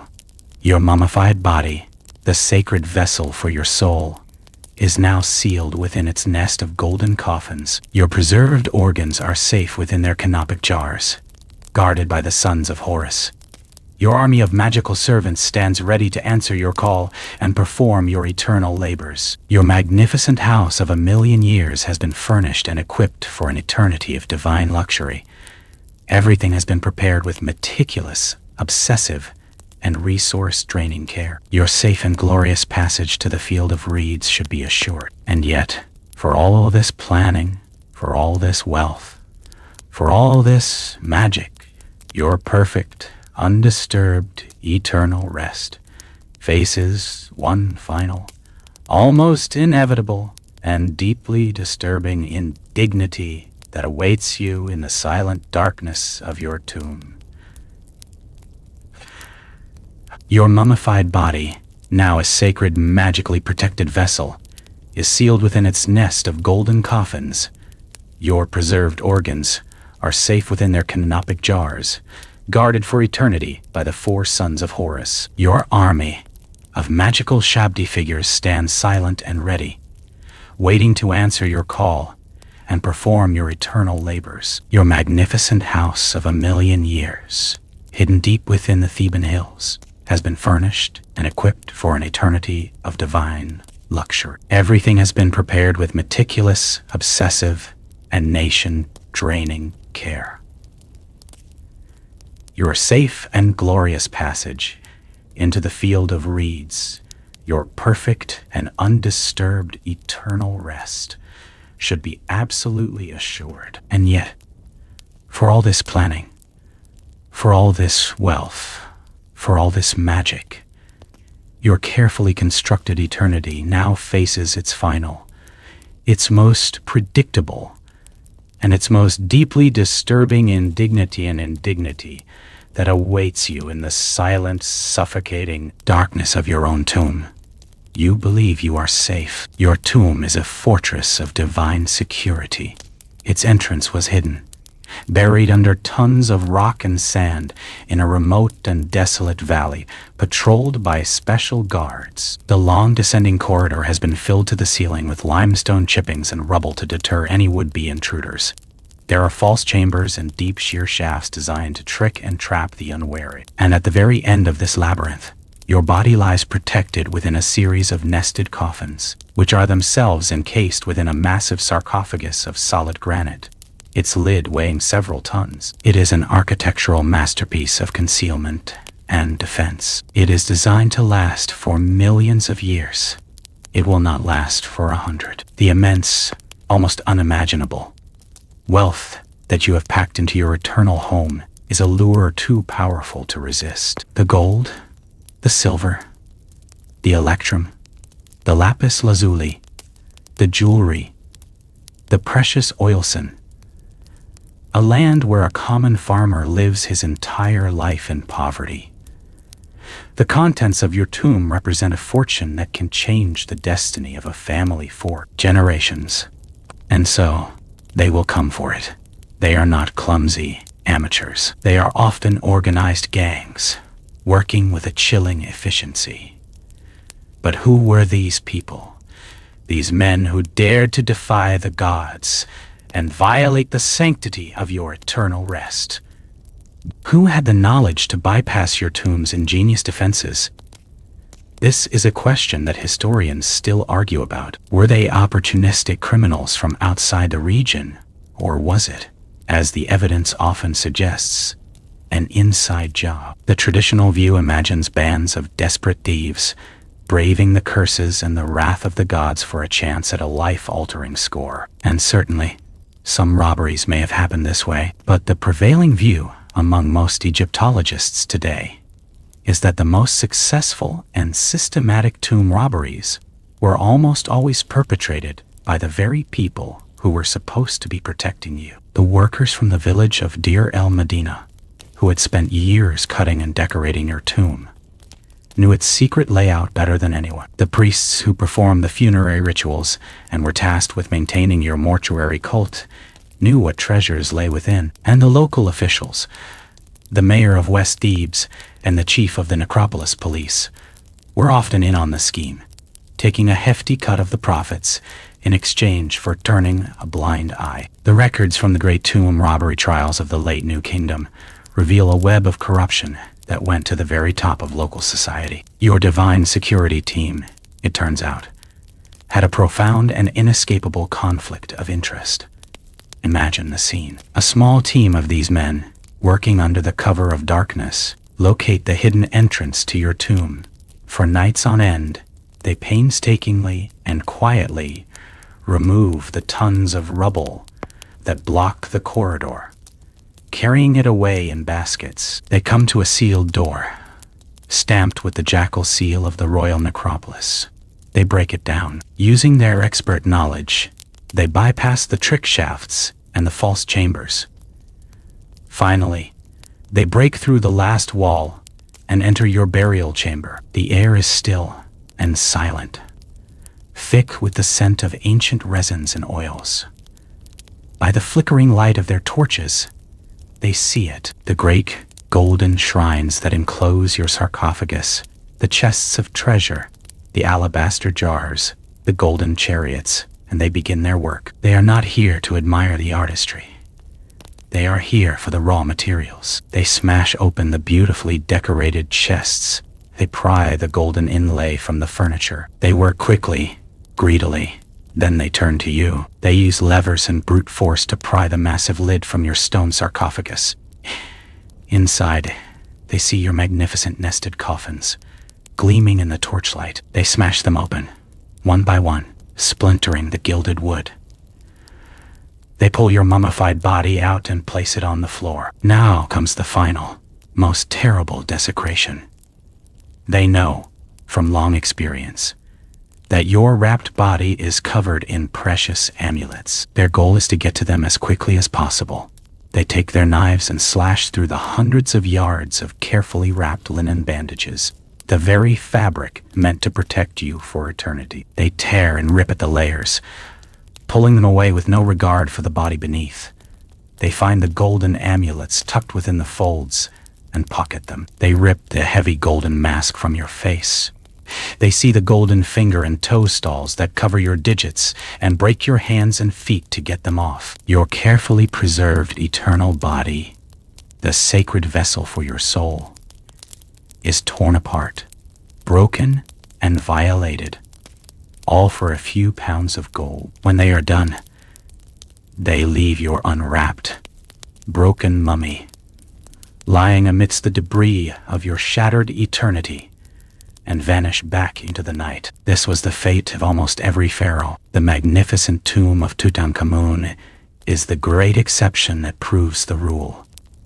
His tomb was so small and insignificant that its location was quickly forgotten, and it was accidentally buried by the debris from the construction of a later tomb, which is the only reason it survived intact. All the great ones, from Khufu in his pyramid to Ramesses the Great in his sprawling valley tomb, were plundered. Centuries later, during the political decline of the New Kingdom, the situation became so dire that the priests of Thebes undertook a desperate secret mission of salvage. They could no longer protect the individual royal tombs from the constant robberies. So, in a series of clandestine operations, a small group of pious priests went from tomb to tomb in the Valley of the Kings, gathering up the desecrated mummies of their greatest pharaohs. They collected the broken bodies of legendary rulers like Thutmose III, Seti I, and the great Ramesses II himself. They did their best to rewrap the violated bodies, sometimes placing them in simpler, anonymous coffins. They added small dockets, scribbled notes identifying the body within, and then, to protect them once and for all, they reburied them all together in secret, unmarked mass graves. The most famous of these, a tomb known today as DB 320 at Deir el-Bahari, was discovered in the 19th century. Inside, crammed into a few simple chambers, were the jumbled mummies of more than 30 of the most powerful and glorious rulers of the New Kingdom. It was an extraordinary act of piety and preservation by the priests.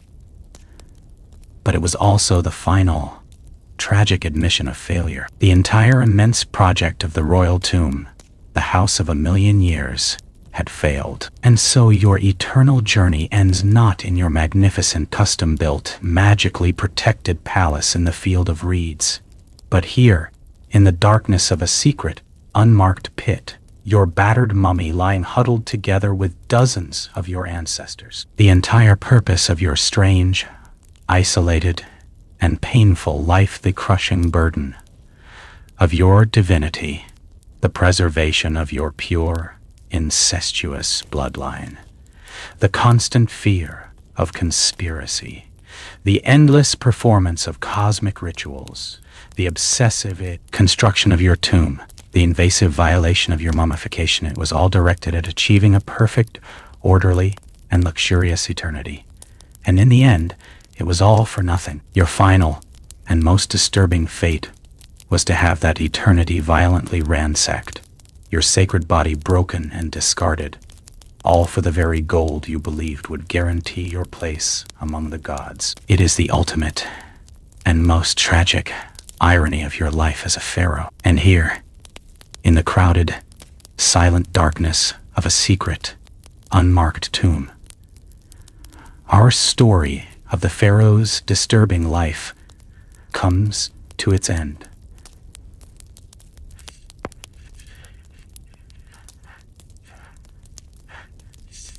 The golden mask has been torn away. The magic spells have been silenced, and the grand eternal plans have crumbled into dust. The world of the living God, with all its strange burdens and terrible ironies, can now recede, its vivid, sun-drenched imagery softening into the cool, quiet shadows of your own room. Work. Let the great, heavy concepts divinity, eternity, dynasty, and cosmic order dissolve and drift away. They are the concerns of another time, another world. They have no weight here. The only thing that matters now is the gentle reality of your own quiet space, and the simple peace that awaits you. The silence that surrounds you is not the sealed, breathless silence of a plundered tomb, but the living, breathing quiet of a peaceful night. It is a silence of safety, not of loss. Feel the uncomplicated comfort of your own bed. It is not a gilded sarcophagus in a hidden chamber built from a lifetime of fear and obsession. It is simply a place of rest. The body you inhabit is not a vessel for a god, burdened with chronic pain and cosmic responsibility. It is just your body, and it is safe, and it can now relax completely. There are no rituals to perform, no enemies to watch for, no eternity to secure. There is only this moment and the simple, welcome promise of sleep. The unquiet grave of the Pharaoh can now fade from your mind. Think instead of the great, slow, impersonal forces of the desert, the wind that blows the sand, slowly and patiently covering all things. The silent, wheeling procession of the stars in the night sky. The same stars the Pharaohs hoped to join. These are things that are truly eternal, and in their immense, quiet scale, there is a kind of peace. The struggles and ambitions of any one life, even that of a pharaoh, are rendered small and distant. Let that feeling of peace settle over you. Let your thoughts become like the slow drift of sand dunes, softening and losing their sharp edges. The story is over.